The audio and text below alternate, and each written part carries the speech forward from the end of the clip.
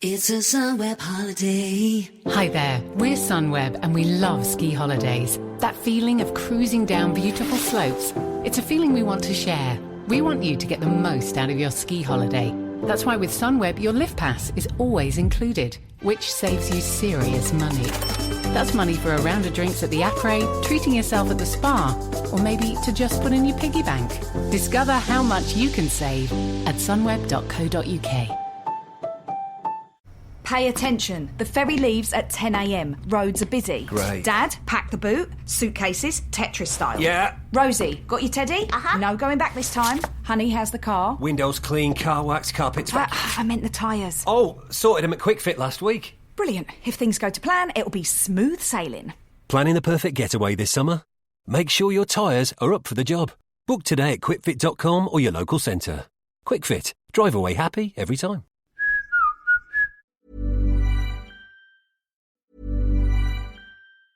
It's a Sunweb holiday. Hi there, we're Sunweb and we love ski holidays. That feeling of cruising down beautiful slopes. It's a feeling we want to share. We want you to get the most out of your ski holiday. That's why with Sunweb, your lift pass is always included, which saves you serious money. That's money for a round of drinks at the Après, treating yourself at the spa, or maybe to just put in your piggy bank. Discover how much you can save at sunweb.co.uk. Pay attention. The ferry leaves at 10 a.m. Roads are busy. Great. Dad, pack the boot. Suitcases, Tetris style. Yeah. Rosie, got your teddy? No going back this time. Honey, how's the car? Windows clean, car wax, carpets. I meant the tyres. Oh, sorted them at Quick Fit last week. Brilliant. If things go to plan, it'll be smooth sailing. Planning the perfect getaway this summer? Make sure your tyres are up for the job. Book today at quickfit.com or your local centre. Quick Fit. Drive away happy every time.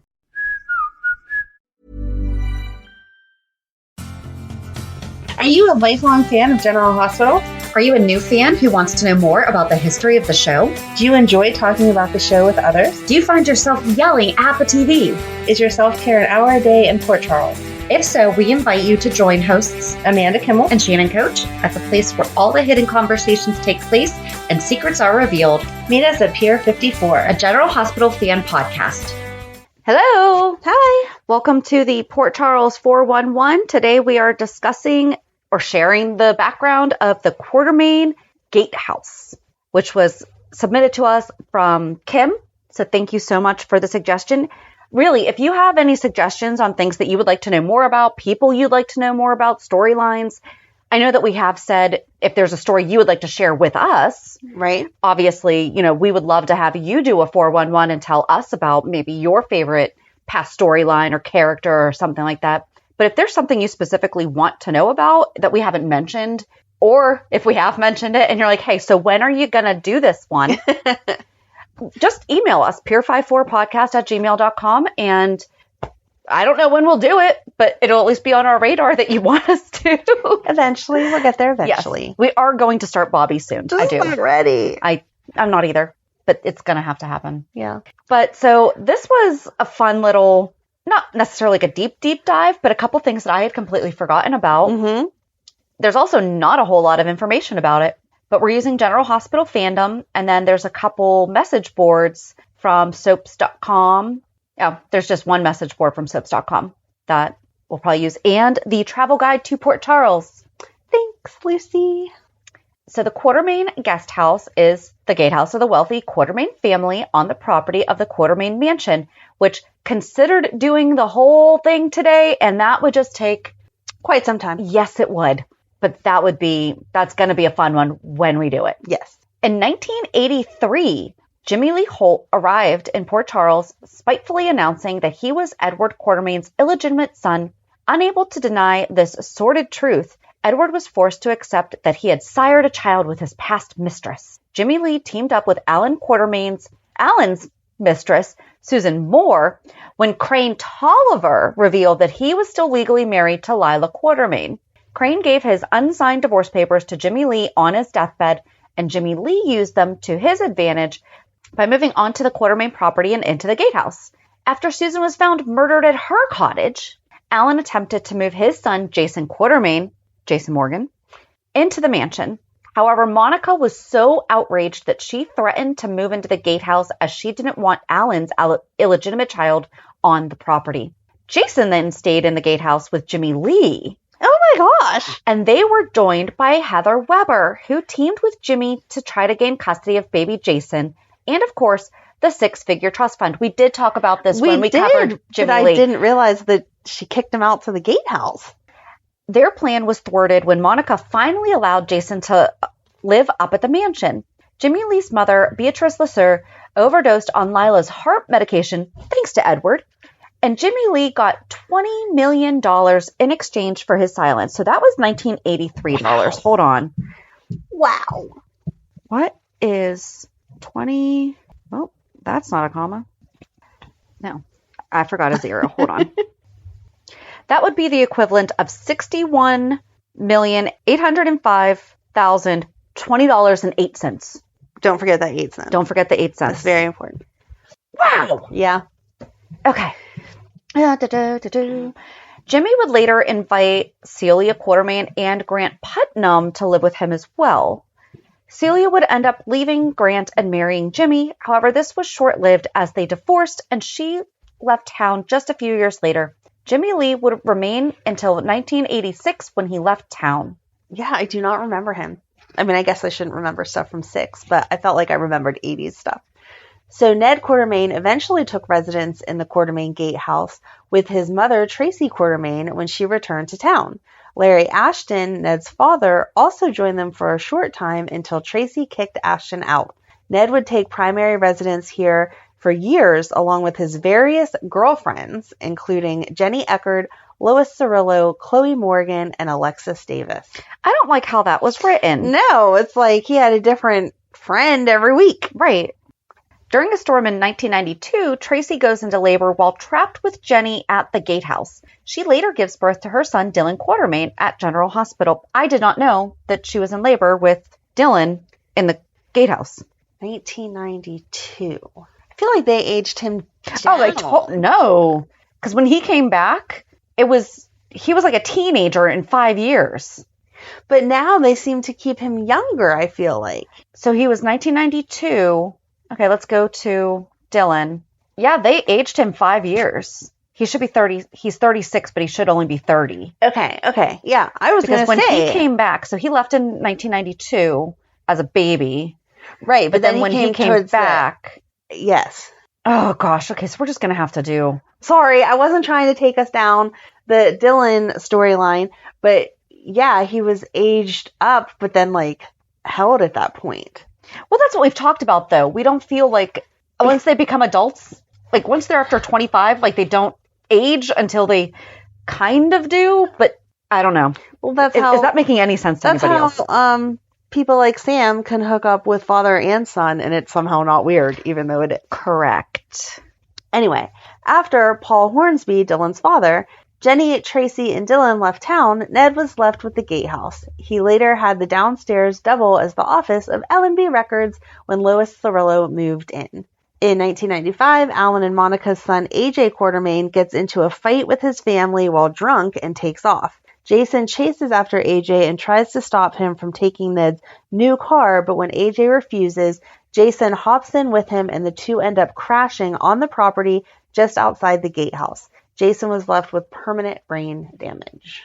And then in 2003, Edward makes a play to get an heir. I don't like how this is written. To get an heir out of Ned and Alexis's unborn child, Christina Corinthos Davis. It sounds like he is trying to get Christina to produce an heir. Right. When what he means is he is hoping that Ned is the father of Christina so that there is an heir in the bloodline. Yeah. However, Edward suspected the true father of Alexis's child was Sonny Corinthos. He made sure Ned got full custody of Christina, but when Ned refused to move into the house, Edward set fire to the Gatehouse where Ned and Alexis were staying, hoping to force them to move into the mansion. You could have just bought mice. Nope, got to burn it to the ground. You could have snakes. Nope. Some kind of an infestation.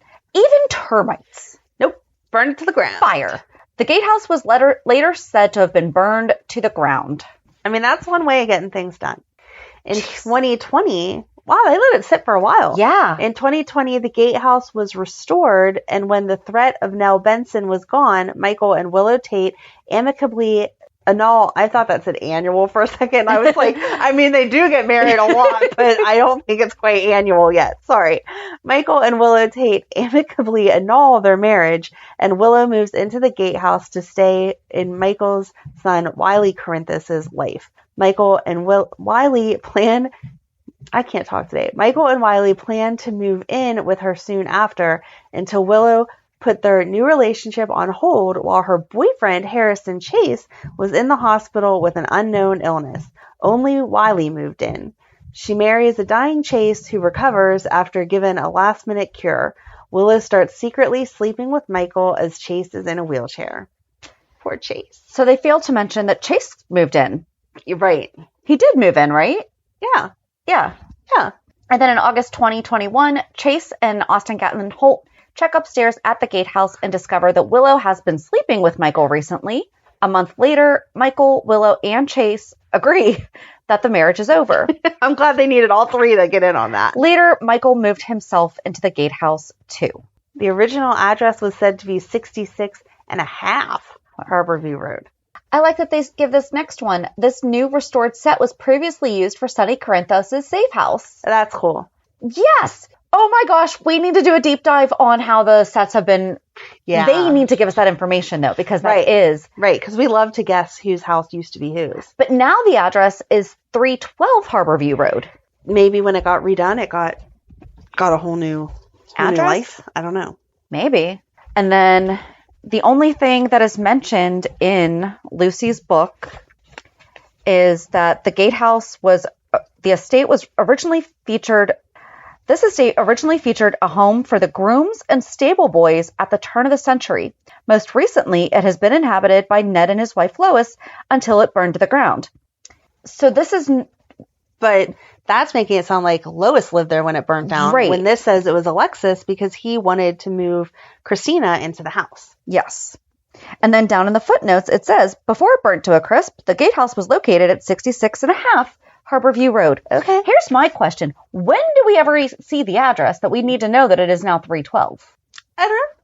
If you want to send Willow a letter, you need the right address. Let's start mailing them letters to those addresses. I wonder where they go.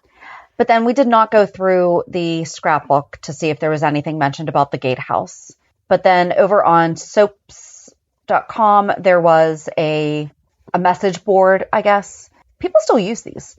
And it says, does anyone remember the Quartermaine guest house? And it starts with, I expected Nell to cry to Monica about needing a place to live soon. And this is from February of 2018. So it would have been before they rebuilt it. Yeah.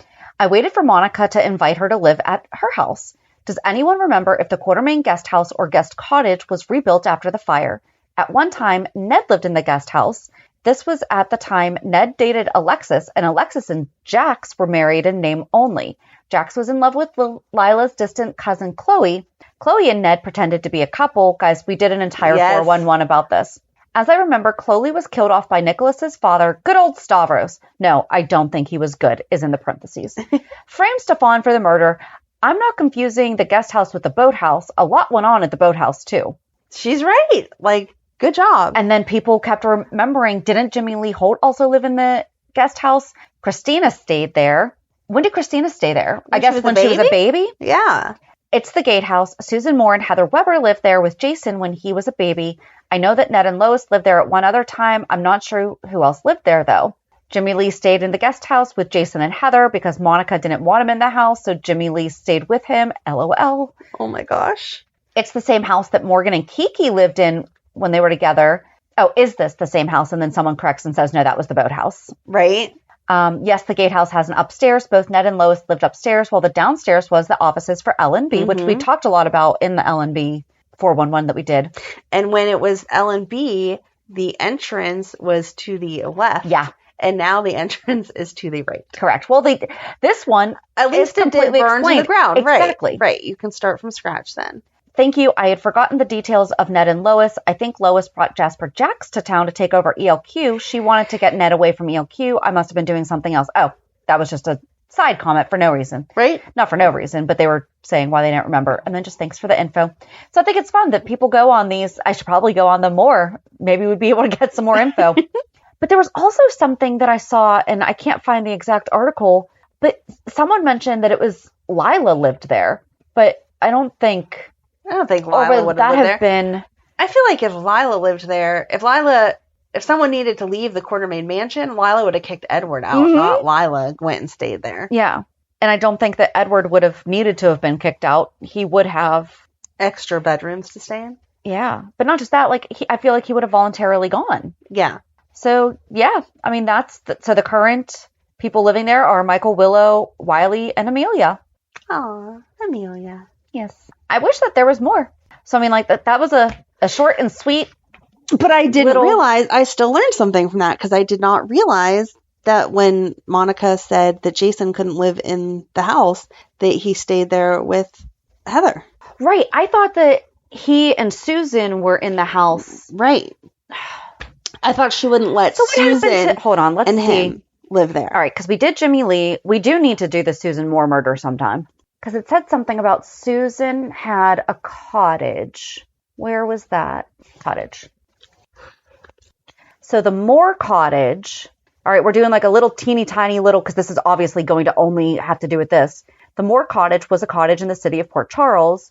A furious Alan Quartermaine moves out of the Quartermaine mansion in October 1981 and shacks up with Susan Moore at her cottage after Susan kicks Alan out because he refuses to divorce Monica Quartermaine, and he arranges for a divorce in January of 1982. And they reunite. In January of 1983, Scott Baldwin uses Jason Moore's. Yeah? He was known as Jason Moore. I thought he was always known as Jason Quartermaine before Jason Morgan. Oh, well. Uses his trust for the renovation of the waterfront piers and builds a mall. Susan takes power of attorney away from Scott and blocks access to what is left of Jason's trust fund. She then kicks him out of the house. Susan is later approached by Crane Tolliver, the first husband of Lila. She wanted to blackmail them, but Crane doesn't want his name to be brought up. On October 11th. Nope. February 11th. Wow.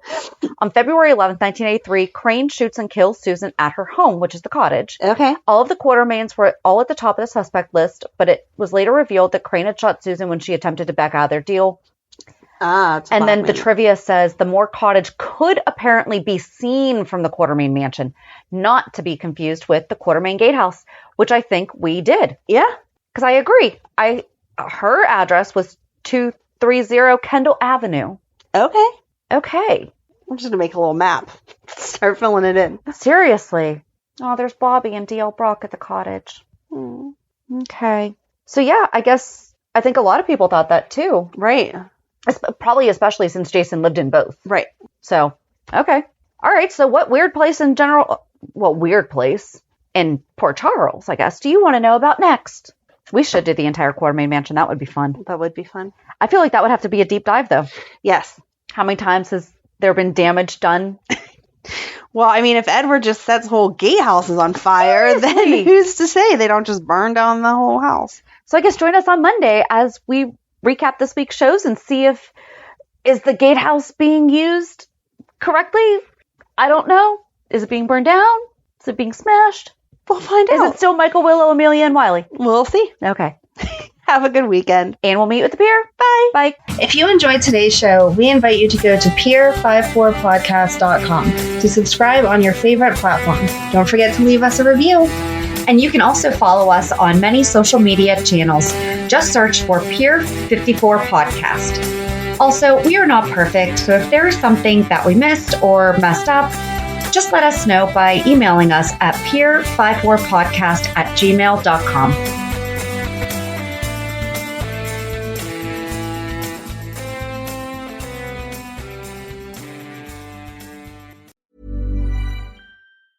It's a Sunweb holiday. Hi there, we're Sunweb and we love ski holidays. That feeling of cruising down beautiful slopes, it's a feeling we want to share. We want you to get the most out of your ski holiday. That's why with Sunweb, your lift pass is always included, which saves you serious money. That's money for a round of drinks at the Après, treating yourself at the spa, or maybe to just put in your piggy bank. Discover how much you can save at sunweb.co.uk. Pay attention. The ferry leaves at 10 a.m. Roads are busy. Great. Dad, pack the boot. Yeah. Rosie, got your teddy? Honey, how's the car? Windows clean, car wax, I carpet. meant the tyres. Oh, sorted them at Quick Fit last week. Brilliant. Planning the perfect getaway this summer? Make sure your tyres are up for the job. Book today at quickfit.com or your local centre. Quick Fit. Drive away happy every time. It's tax season, and at LifeLock, we know you're tired of numbers. But here's a big one you need to hear. Billions. That's the amount of money in refunds the IRS has flagged for possible identity fraud. Now here's another big number. 100 million. That's how many data points LifeLock monitors every second. If your identity is stolen, we'll fix it guaranteed. One last big number. Save up to 40% your first year. Visit LifeLock.com/podcast for the threats you can't control. Terms apply.